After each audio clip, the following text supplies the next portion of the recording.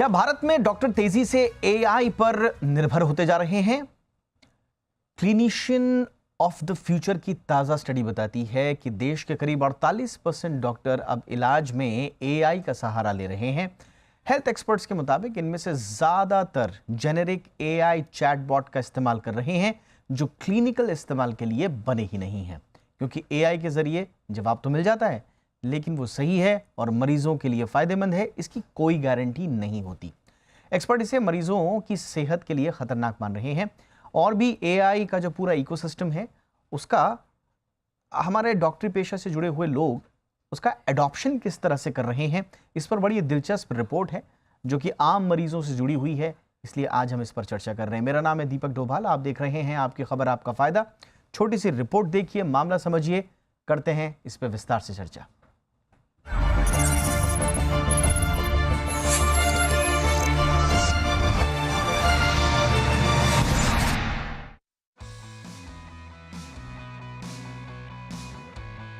Artificial intelligence मौजूदा दौर की सच्चाई है और इसका इस्तेमाल आज हर क्षेत्र में हो रहा है। खास बात यह है कि भारत में डॉक्टर और मेडिकल पेशे से जुड़े लोग भी अब बड़े पैमाने पर एआई का इस्तेमाल कर रहे हैं। लेकिन सवाल यह है कि क्या यह भरोसा उतना ही सुरक्षित है जितना दिखता है? क्लिनिशियन ऑफ द फ्यूचर 2026 की ताजा स्टडी में एक चौंकाने वाले आंकड़े सामने आए हैं। देश के करीब 48% डॉक्टर अब इलाज के दौरान किसी न किसी रूप में एआई का सहारा ले रहे हैं। हेल्थ एक्सपर्ट्स के मुताबिक एआई इस्तेमाल करने वाले ज्यादातर डॉक्टर जनरल एआई चैटबॉट्स पर भरोसा कर रहे हैं, ऐसे टूल्स जो सिर्फ आम जानकारी के लिए बनाए गए हैं। ये क्लिनिकल इस्तेमाल के लिए नहीं है। रिपोर्ट के मुताबिक भी 56% clinician general purpose AI platform का ही इस्तेमाल कर रहे हैं, जबकि सिर्फ 34% ही हेल्थ केयर के लिए खासतौर पर बने एआई टूल्स पर भरोसा जताते हैं। अब सवाल ये उठता है कि जब एआई से जवाब मिल जाता है तो क्या वो जवाब सही भी होता है? एक्सपर्ट्स की माने तो इसकी कोई गारंटी नहीं है। एआई का जवाब भले ही तुरंत मिल जाए, लेकिन वो मरीज के लिए कितना सुरक्षित और फायदेमंद है, ये तय करना आसान नहीं है। यही वजह है कि कई एक्सपर्ट्स इसे मरीजों की सेहत के लिए एक बड़ा खतरा मान रहे हैं। रिपोर्ट भी इस चिंता की पुष्टि करती है। सिर्फ 35% क्लिनिशियन को एआई टूल्स पर पूरा भरोसा है, जबकि 57% का भरोसा सिर्फ आधा अधूरा यानी मध्यम स्तर का ही है। यानी डॉक्टर खुद भी जानते हैं कि एआई के जवाब पर आंख मूंद कर भरोसा करना खतरे से खाली नहीं है। इस पूरे मामले की सबसे बड़ी वजह है सही ट्रेनिंग का ना होना। रिपोर्ट के मुताबिक सिर्फ 45% क्लिनिशियन को ही ठीक ठाक एआई ट्रेनिंग मिल पाई है, जबकि अच्छी क्वालिटी की एआई एजुकेशन पाने वालों का आंकड़ा घटकर सिर्फ 32% रह जाता है। डॉक्टरों में तो ये स्थिति और भी गंभीर है। महज 18% डॉक्टरों को ही सही एआई ट्रेनिंग मिलती है। यानी तस्वीर साफ है, एआई डॉक्टरों की मदद जरूर कर रहा है, लेकिन बिना सही ट्रेनिंग और बिना क्लिनिकल स्तर की जांच के। ये मदद मुसीबत भी बन सकती है। मरीज की जिंदगी से जुड़े फैसलों में जब तक इंसानी समझ और मेडिकल एक्सपर्टीज हावी नहीं रहेगी, तब तक एआई सिर्फ एक सहायक ही रह सकता है, डॉक्टर का विकल्प नहीं बन सकता है। इसलिए अगली बार जब आपका डॉक्टर मोबाइल स्क्रीन पर कुछ टाइप करे तो ये सवाल जरूर पूछिएगा कि जवाब असल में आया कहां से, मेडिकल किताबों से या फिर एक जर्नल एआई चैटबॉट से, क्योंकि ये सेहत का मामला है। यहाँ लापरवाही की कोई गुंजाइश नहीं होती। ब्यूरो रिपोर्ट, जी मीडिया। खास मेहमान इस वक्त हमारे साथ जुड़ चुके हैं। स्वागत करते हैं डॉक्टर संजय राय सर का, प्रोफेसर हैं कम्युनिटी मेडिसिन, एम्स। बहुत बहुत स्वागत है आपका डॉक्टर राय। हमारे साथ हैं डॉक्टर चंद्रकांत लहरिया सर, सीनियर फिजिशियन हैं दिल्ली से। बहुत बहुत स्वागत है आपका हमारे शो पे डॉक्टर लहरिया। और हमारे साथ हैं doctor Sunila Garg ma'am, chair programme advisory committee NIHFW। बहुत बहुत स्वागत है डॉक्टर गर्ग मैम, आपका भी गुड इवनिंग। डॉक्टर राय, चर्चा की शुरुआत आपसे ही। अब तक हम देख रहे थे कि मरीज अपने इलाज की जानकारी के लिए और उससे दवा हुआ शॉर्टकट पाने के लिए पहले गूगल और फिर एआई का इस्तेमाल करने लगे थे। लेकिन ये थोड़ा सा ज़्यादा चिंता में डालती है कि डॉक्टर्स भी, और वो भी एआई, वो खास टेलर्ड एआई के लिए नहीं। 54% जो डॉक्टर्स हैं वो सामान्य एआई चैटबॉट का इस्तेमाल कर रहे हैं। सर, ये कितना गंभीर आप इसे मानते हैं? दीपक जी, देखिए, आज के जो सूचना प्रौद्योगिकी का युग है, तो कुछ ही सेकंड में हमारे मोबाइल फोन पे जो है सारी जानकारियां उपलब्ध हो जाती हैं। तो चाहे मेडिकल का क्षेत्र हो, डॉक्टर हो, मरीज हो, आम जनता हो, सभी लोग जो है इसका उपयोग करते हैं। और जहां तक जानकारी लेनी है वहां तक तो ये ठीक है, जानकारी लेने में कोई दिक्कत नहीं, क्योंकि सेकंड में जो है आपको पूरी दुनिया की सारी जानकारी मिल जाती है, किसी भी क्षेत्र की लेनी हो।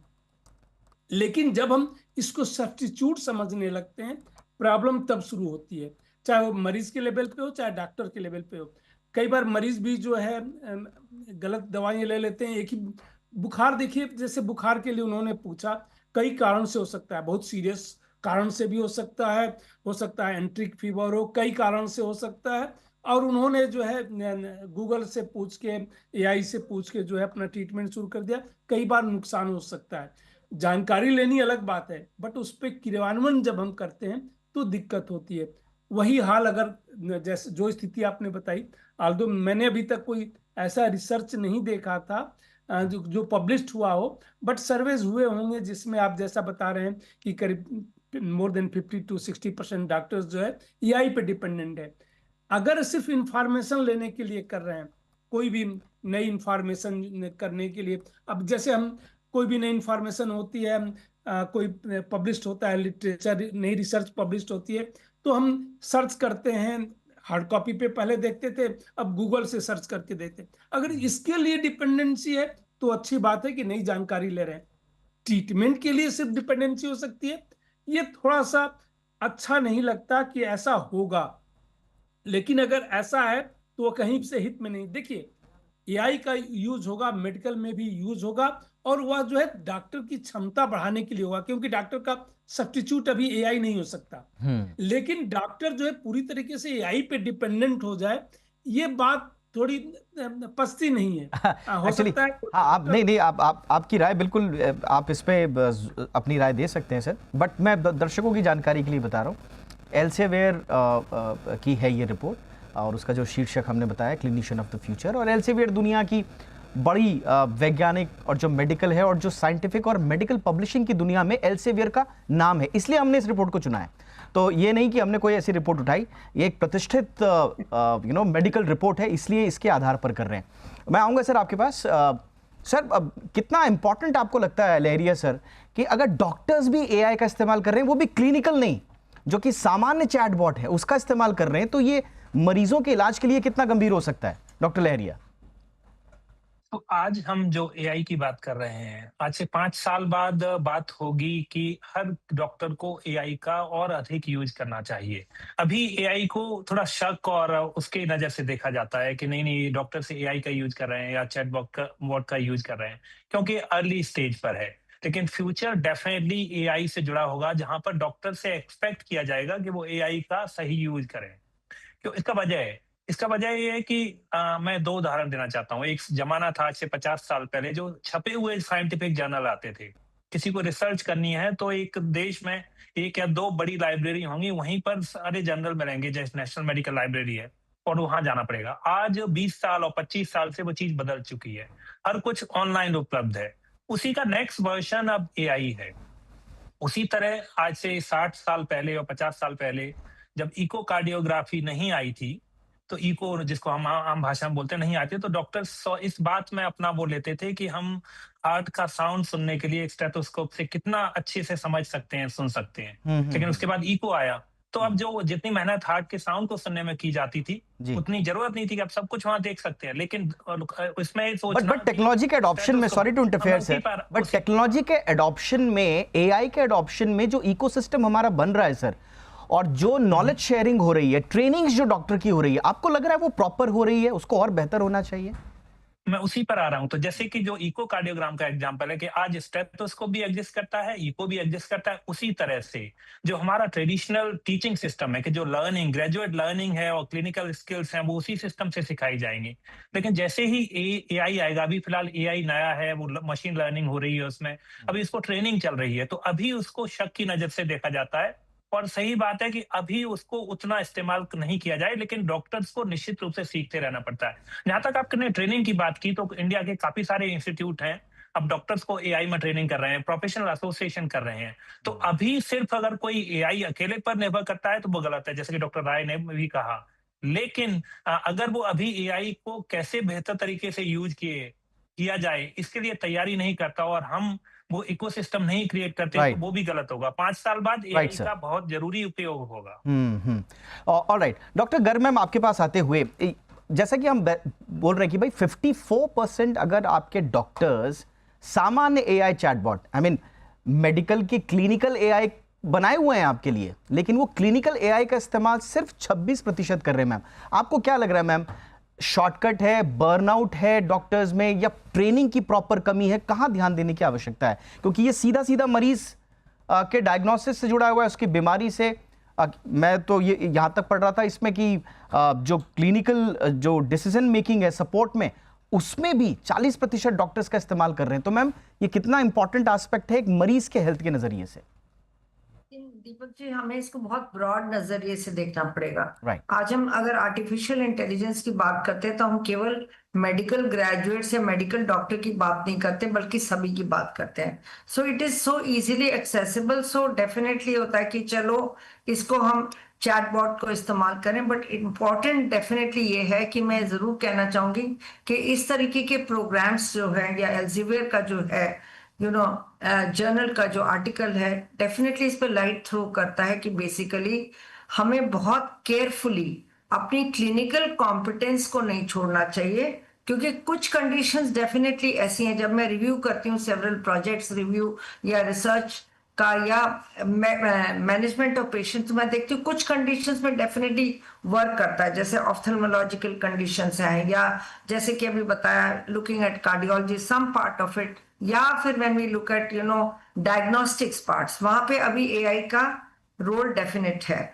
But indiscriminate of AI is not good. So यहाँ पे हमारे को डेफिनेटली ट्रेनिंग की जरूरत है, और ये इसकी शुरुआत अंडर ग्रेजुएट लेवल से, यानी कि जब स्टूडेंट एमबीबीएस में ही एंटर करता है तो वहीं से मैं सोचती हूँ कि इसका सेंसिटाइजेशन जरूर होना चाहिए। एंड ये नहीं कि कोई भी पेशेंट किसी भी उससे आया तो हमने उससे चैट जीपीटी से देख लिया और ट्रीटमेंट प्रिस्क्राइब कर दिया।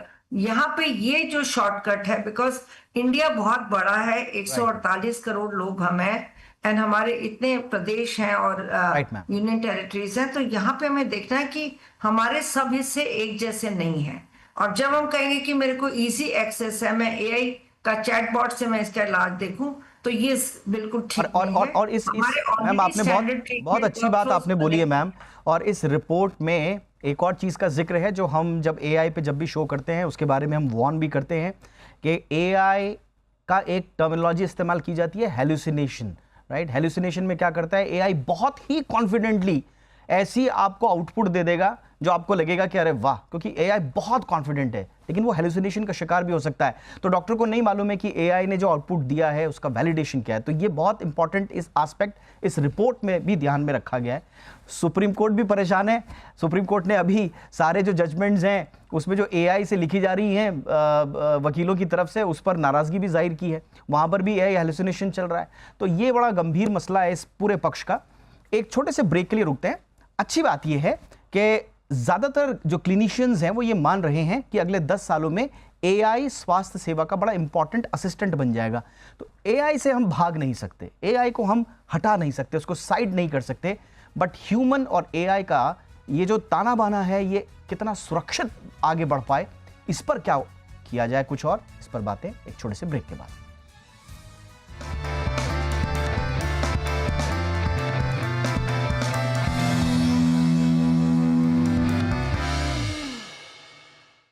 ब्रेक के बाद आपका स्वागत है। डॉक्टर राय, एक बड़ा दिलचस्प सा इसमें एक एंगल निकल करके आ रहा है। ये रिपोर्ट कह रही है कि 68% डॉक्टर्स ये कह रहे हैं कि एआई का यूज जो है वो और आसान होना चाहिए, इजी टू यूज होना चाहिए, और संभवतः इसीलिए चैटबॉट की तरफ वो डॉक्टर्स जा रहे हैं। बट इससे भी ज्यादा लगभग इतने ही डॉक्टर्स ये भी कह रहे हैं कि इंडिपेंडेंट वैलिडेशंस भी होना चाहिए, यानी कि सुरक्षित भी होना चाहिए। भारत में बहुत बड़ी ये चर्चा है कि एआई कैसे उसका इस्तेमाल आसान हो, लेकिन वो सुरक्षित भी हो। ये नहीं कि कुछ भी दे दो, वैलिडेशन भी होना चाहिए, रेफरेंस भी निकाल करके वो दे, ताकि वो सही जानकारी तक पहुंच पाए। तो सर, आपके लिए इस वक्त क्या इंपॉर्टेंट है, इजी टू यूज या फिर इंडिपेंडेंट वैलिडेशन ज्यादा सुरक्षित?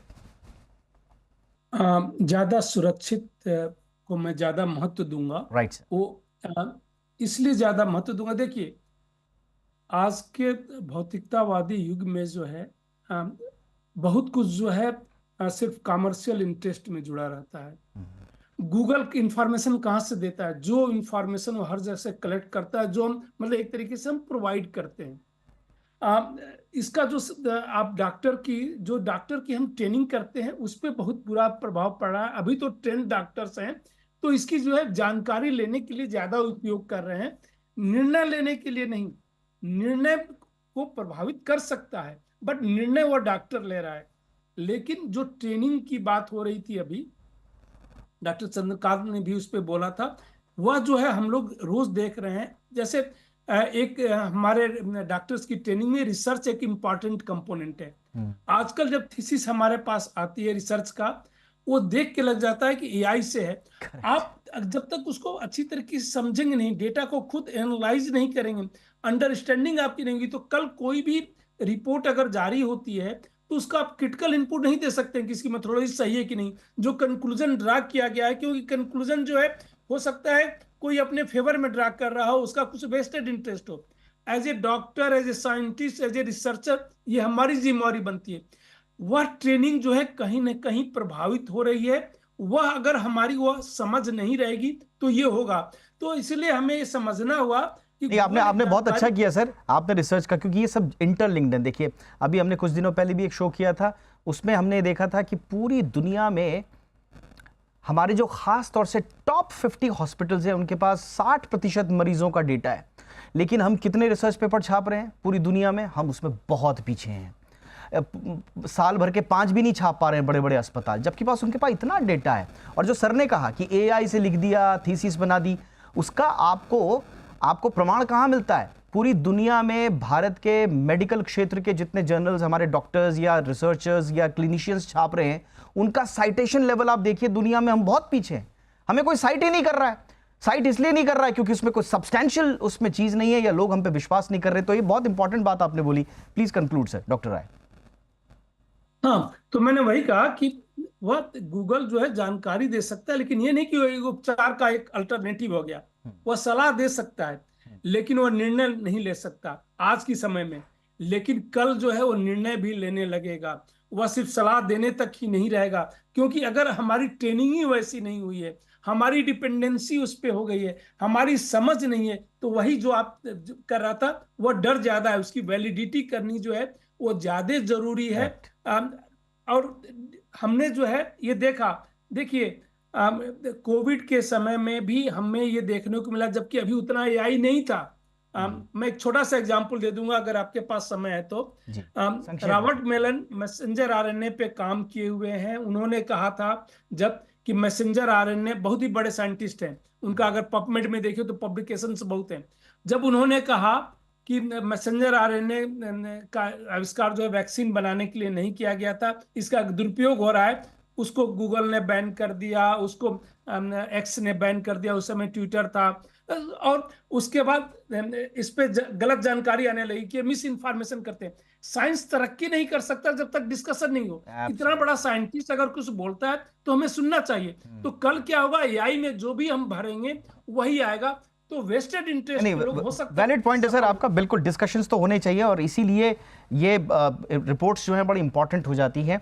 डॉक्टर लहरिया सर, आपको लगता है सर, क्योंकि अभी हमारे पास एक फ्रेमवर्क नहीं है, अभी कम यूज हो रहा है, कल ज्यादा यूज होगा, बट एथिकल फ्रेमवर्क नहीं होना, ये कितना बड़ा गैप आप इसे मानते हैं? क्या एक समय आ गया है कि सरकार को भी, चाहे क्लिनिकल एआई चाहे चैटबॉट एआई, एक एथिकल फ्रेमवर्क तो होना चाहिए यूज का सर?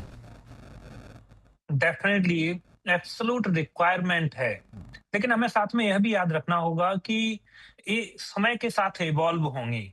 जैसे कुछ बेसिक प्रिंसिपल एथिक्स के हर जगह लागू होते हैं। फॉर एग्जांपल, अगर कोई पूछता है कि अगर हम एआई का यूज करके मरीज के बारे में कोई एडवाइस ले रहे हैं, उसको एडवर्स आउटकम होती है, तो उसके लिए कौन रिस्पॉन्सिबल होगा? एआई रिस्पॉन्सिबल होगा कि वो ट्रीटिंग डॉक्टर रिस्पॉन्सिबल होगा? लेकिन ये तो बेसिक पैरामीटर्स है। बहुत सारी चीजों में कहां पर एआई का यूज करना है, कहां पर नहीं करना है, किस कॉन्टेक्स्ट में करना है, ह्यूमन का कितना उसमें रोल है, ये सारे सिस्टम बनने चाहिए। और इम्पोर्टेंट है कि इस पर चर्चा जब एआई के इंट्रोडक्शन के साथ ही होनी चाहिए, जो हम कर रहे हैं। और साथ में इवॉल्व भी, हमें ये भी मानना होगा कि ऐसा नहीं हो सकता कि एथिकल प्रिंसिपल या एथिकल फ्रेमवर्क के चलते हम सारी चीजों को डिले करें हैं, ये पैरेलल ट्रैक पर इस पर काम करना होगा। लेकिन साथ में अगर हम बाकी चीजों से उदाहरण लें तो जैसे जैसे चीजें इवॉल्व होती हैं, चाहे वो लार्ज डेटा हो या इंटरनेट का यूज हो, तो एथिकल फ्रेमवर्क उसके साथ ऑनगोइंग इवोल्यूशन होता है, और जो पास में भी हुआ है हम उससे लर्न करेंगे।